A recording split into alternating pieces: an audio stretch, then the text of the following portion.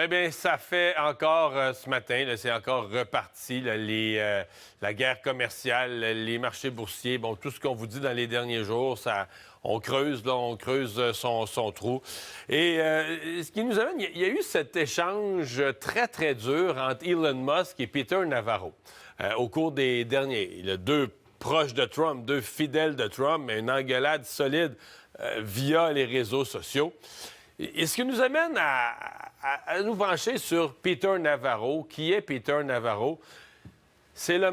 parce que personne n'est pour ça, les tarifs. Il n'y a pas un économiste sérieux qui va dire les tarifs sont créateurs de richesse. Tout... Tu sais, que Trump s'entête à faire quelque chose, tu pourrais dire, ben c'est un homme courageux, il fait ce qu'il a à faire pour son pays, tout ça. Mais il défend une thèse qui est un peu unique. Il défend une thèse qui n'est plus reconnue nulle part dans le monde comme créatrice de richesse.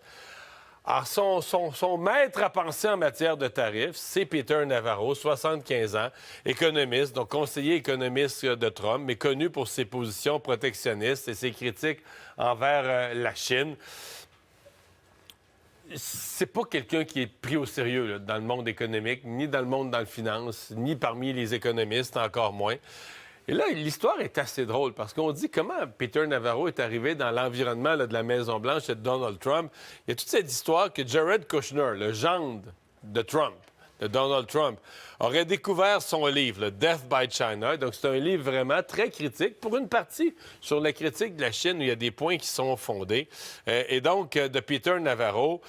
Et là, après ça, il entre à la Maison-Blanche, il joint l'équipe de Trump, devient là, vraiment un fan de Trump, un inconditionnel de Trump, un fidèle des fidèles, soutient la théorie en 2020, le farfelu selon laquelle l'élection aurait été volée.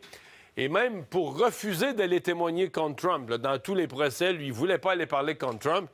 Il a fait 4 mois de prison. Il est allé en prison. Imaginez comment Trump, aujourd'hui, le considère comme un loyal, comme un fidèle.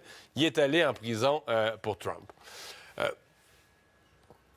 Donc, je vous disais au cours des derniers jours, ces échanges, parce que je déduis, là, je ne leur ai pas parlé personnellement, mais je suppose qu'Elon Musk, lui, faisait partie de l'école, oui, qui aimait Trump, qui voulait Trump, qui était rendu ami avec Trump, mais que sur la question des tarifs, il se disait, au fond, ben, il fera, comme plusieurs, il ne fera jamais ça. Là, il va menacer de tarifs, là, il menace le Canada pour que le Canada s'occupe de la frontière. Tu utilises les tarifs comme une menace, mais... T'sais, Elon Musk, là, il fait des affaires sur une base mondiale. Il ne peut pas se permettre pour ses entreprises d'avoir ces tarifs-là. Alors là, une fois les tarifs implantés, là, Elon Musk, il aime moins ça. Alors, Peter Navarro a qualifié Elon Musk un assembleur de voitures plutôt qu'un fabricant. Elon Musk a traité Navarro de crétin. Ensuite, bon, son usine du Texas, ce sont des batteries du Japon et de la Chine qu'on retrouve dans son usine du Texas. Trump, Navarro est plus bête qu'un sac de briques. Alors, ça vous donne une idée des échanges. Bon, l'électronique vient de Taïwan. Navarro devrait demander aux faux experts qui l'ont inventé, Ron Vara. Ça, vous vous demandez, mais c'est quoi cette attaque-là? C'est que Peter Navarro, dans ses histoires, dans sa mythologie, s'est inventé comme un génie ou un expert ou un personnage qui s'appelle Ron Nava. Mais tu sais, c'est un anagramme de Navarro. C'est un personnage qui n'existe pas. Il s'est inventé. Quand je vous dis c'est un farfelu, puis, tu sais, sincèrement, vous me demandez de trancher entre les deux. Pour moi, l'histoire n'est pas dure à trancher, là.